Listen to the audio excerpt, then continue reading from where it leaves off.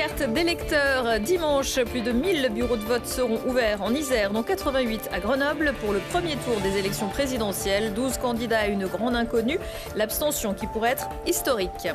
Le centre hospitalier Fabrice Marquiol à Lamure, labellisé hôpital de proximité, se dote d'un nouveau mammographe dans ce territoire de montagne.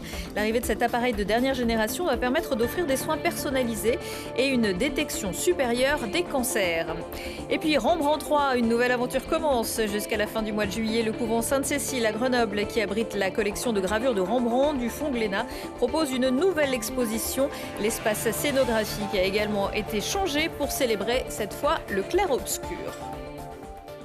Bonsoir à tous, ravi de vous retrouver dans ce JT du vendredi 8 avril 2022, du lundi au vendredi à partir de 18h, l'essentiel de l'actualité du Grand Grenoble.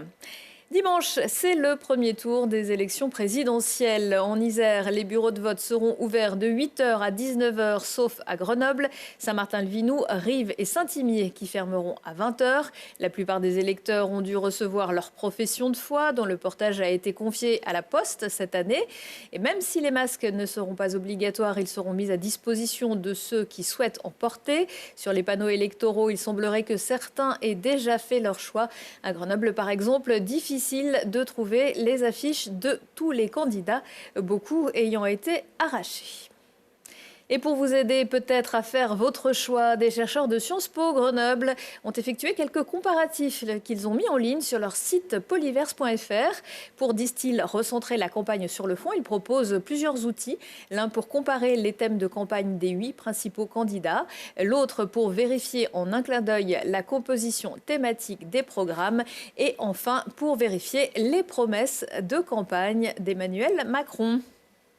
L'un des enjeux de cette campagne, c'est la problématique des déserts médicaux. 20% de la population française connaît au moins une difficulté d'accès à un professionnel de premier recours.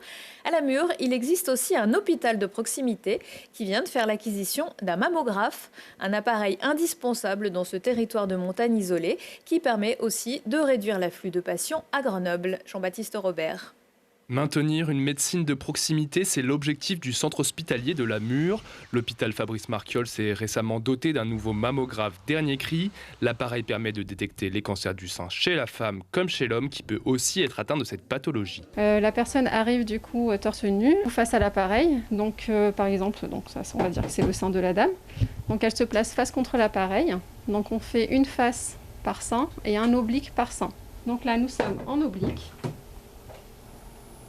Depuis plusieurs mois, l'ancienne machine était en panne. Certaines associations locales, dont Rose Altitude, se sont battues pour que ce service de proximité reste à Lamure et que les femmes ne soient pas obligées de se déplacer jusqu'à Grenoble. C'est-à-dire le dépistage d'abord beaucoup plus précoce. Ça veut dire que ces femmes, au lieu d'attendre d'avoir des rendez-vous à 6 voire un an, elles vont pouvoir le faire beaucoup plus tôt. Et ça, c'est un vrai bonheur parce qu'aujourd'hui, le dépistage, s'il est pris un peu trop en retard, on a des cancers qui sont beaucoup plus violents, on va dire. Prévenir pour guérir, plus tôt sont pris en charge les cancers, meilleures sont les chances de guérison. Un enjeu auquel la direction de l'hôpital a été réceptive. La demande locale est effectivement très forte. On l'a malheureusement mesuré aussi lorsque l'appareil précédent a subi une panne. Et pendant le délai de remplacement de l'équipement, on nous a fortement sollicité. Et on a pu mesurer à la fois à travers l'activité annuelle de cet équipement, mais également durant sa période d'absence, à quel point la demande locale était soutenue. Une initiative soutenue par le maire de la commune qui salue cette installation. Il reconnaît que la médecine de proximité est un enjeu majeur pour la ville. Jusqu'à présent, aucun centre médical dans un rayon de 50 km ne proposait ce service de radiographie. Mais c'était important par rapport à la proximité, par rapport à notre rôle aussi de dépistage du cancer chez la femme, en sachant très bien qu'en ayant un équipement de proximité, forcément les femmes viendraient. Désormais, la liste d'attente pour cet examen est réduite. Grâce à ce nouvel appareil, plus de 800 patientes et patients pourront être pris en charge chaque année au centre hospitalier de Lamure. Et parmi les projets de l'année pour ce centre hospitalier, une consultation mémoire et une consultation dermatologie. Après l'incendie sous le pont de Brignoud dans la nuit de lundi à mardi qui a conduit à stopper la circulation sur cet axe qui voit habituellement passer 24 000 véhicules chaque jour, des habitants du Grésivaudan ont lancé une pétition. Ils demandent à l'AREA le péage gratuit sur la portion d'autoroute entre Le Touvet et Crolles dans les deux sens. Comme les présidents du département de l'Isère et de la communauté de communes du Grésivaudan, ils mettent en avant les conséquences des déviations, risques pour la sécurité des riverains et nombreux embouteillages. La pétition a déjà recueilli plus de 5 500 signatures et plusieurs lignes du réseau de bus Tougo ont également été impactées par cet incendie qui n'a toujours pas été revendiqué. Le maître du clair-obscur fait son retour au couvent Sainte-Cécile. Le Fonds Glénard ouvre son cabinet Rembrandt qui permet depuis 2019 de découvrir son impressionnante collection de gravures de l'artiste flamand, sans doute la plus importante au monde. Pour admirer au mieux ses œuvres, des technologies modernes ou plus traditionnelles accompagnent les visiteurs. Laurie Baillet. Entre 1926 et 1965, Rembrandt a gravé près de 290 estampes. Le Fonds Glénat pour le patrimoine et la conservation en possède 81 et les présente par roulement au public pour des raisons de préservation. Pour cette troisième saison intitulée De l'ombre à la lumière, 51 d'entre elles sont présentes et rappellent le génie de l'artiste. L'objectif de ce cabinet Rembrandt, c'est d'observer et de regarder l'ensemble des détails et des gravures de Rembrandt. Rembrandt est l'un des plus grands aquafortistes de son temps, donc il a dessiné alors des portraits de lui-même, il a dessiné des scènes de genre, il a dessiné des scènes religieuses, des portraits de commande également, et il a donné à ces portraits vie en donnant des expressions aux personnages, en rendant les détails, en rendant les rides d'expression, les rides des mains, l'ombre et la lumière. Donc ça oblige à regarder en détail, à prendre le temps. Donc ce sont souvent des petits formats en plus qui compliquent un petit peu la tâche, mais il faut observer ces détails, l'essentiel de ces détails-là. Après quelques mois de travaux, le cabinet Rembrandt rouvre ses portes au public en offrant un nouveau parcours de visite et de nouvelles installations.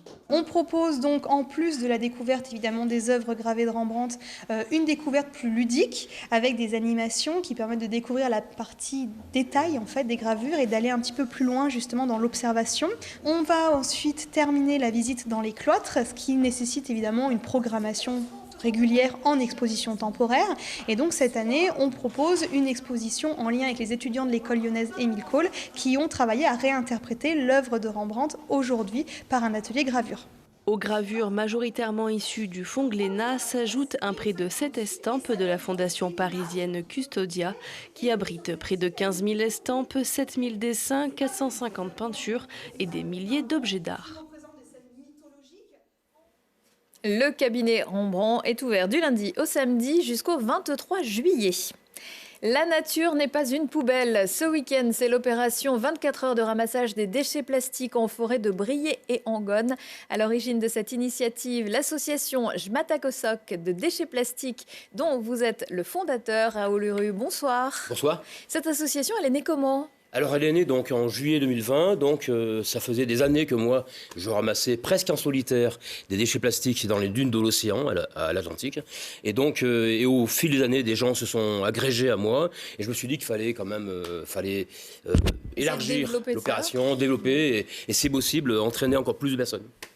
Et comment vous avez commencé en faisant des appels comme ça un petit peu sur les réseaux sociaux et en Isère ? Oui, on a la chance quand même que les réseaux sociaux, c'est quand même un super levier.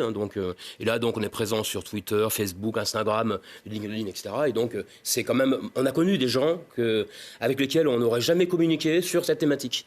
Et d'ailleurs, on est en contact de manière régulière avec des mouvements qui sont dans le monde entier, sur tous les continents, et on mélange nos expériences, on les confronte, et on apprend des choses les uns par rapport aux autres, et c'est très très utile. C'est une pratique qui se développe de plus en plus. Quels sont les déchets que vous ramassez le plus ? Alors nous, on ramasse des déchets plastiques. Alors, on n'a aucun racisme. On ramasse également des déchets métalliques si on en rencontre, et des déchets, des verres, bien sûr. Mais les plus fréquents, c'est des sacs, des bouteilles, toute une série d'objets plastiques, des briquets en quantité colossale. Depuis 2 ans, des masques, bien sûr. Nos rivières de France sont constellées de masques. C'est terrible. Donc voilà, on a toute la panoplie des produits de grande consommation qu'on utilise tous les jours. Le plus simple, ça serait pas de ne plus jeter tout ça ou de ne pas les fabriquer finalement? Évidemment, nous on essaye d'agir en amont également par le biais de vidéos, de messages. On va intervenir également dans les écoles, auprès des petits jeunes, parce que c'est vrai que c'est toujours... le plastique, c'est un matériau superbe. Prenez par exemple le secteur médical, on ne peut pas s'en passer. Donc il présente des propriétés physiques, de solidité, de facile à travailler, enfin c'est colossal. Mais il faut en modérer les usages. Voilà, c'est la question des plastiques à usage unique, mais c'est également la question des bouteilles d'eau minérale. Les bouteilles d'eau minérale, nous, dans la région de Grenoble, on a une eau qui est exceptionnelle, qui envoie dans les caddies des grandes surfaces des gens qui consomment encore de la cristalline ou je ne sais quelle haute marque, alors que notre eau de Grenoble, c'est une excellentissime eau, c'est terrible. Sachant que rien que pour les bouteilles plastiques, en 2022, ce sont 550 milliards de bouteilles plastiques qui vont être produites. Elles vont être produites, donc fabriquées. Une partie sera jetée. Et seulement 10% d'entre elles seront recyclées. Comment ça va se passer samedi et dimanche alors? Alors samedi, c'est une opération assez nouvelle, donc on essaye d'innover. En fait, si vous voulez, l'innovation, c'est pas une fin en soi, c'est pour nous le moyen de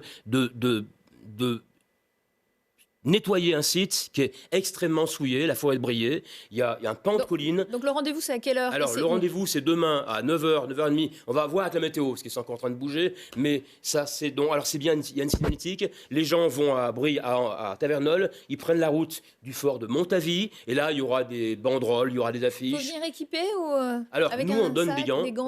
On donne des gants. Et les ramasseurs, qui sont déjà émérites, entre guillemets, on les équipe en chaussures de sécurité, en tenue, parce qu'on a la chance d'avoir beaucoup de partenaires qui, en fait, on a été reconnus d'intérêt général, parce que sinon on ne l'est pas, je ne sais pas qui le sera, et donc grâce à ça, on a des dons, donc les gens peuvent déduire ça des impôts, et donc par exemple ces jours-ci, moi ça m'a fait plaisir, une petite chaudronnerie qui est située donc à Saint-Martin-d'Air, le dirigeant c'est Philippe Cohen, qui nous a aidés à transformer une brouette de roues qui était offerte par Leroy Merlin en chariot. En fait, la problématique dans la forêt de Briey est la suivante. On a une pente dont l'angle de la pente est très forte. Donc, on a déjà fait 3 ramassages. Le problème, c'est que quand on y va, on ramasse et on monte des sacs, on le fait 1 fois, 2 fois, après vous êtes crevé. Donc, on a imaginé un système de chariot avec mouflage et des poulies qu'on va monter. En bas, il y aura une équipe qui vont remplir les sacs, mettre les sacs dans le chariot, et en haut, les personnes vont tirer le sac, vont tirer le chariot avec les sacs et ensuite les trier. Donc voilà, ça peut se faire parce que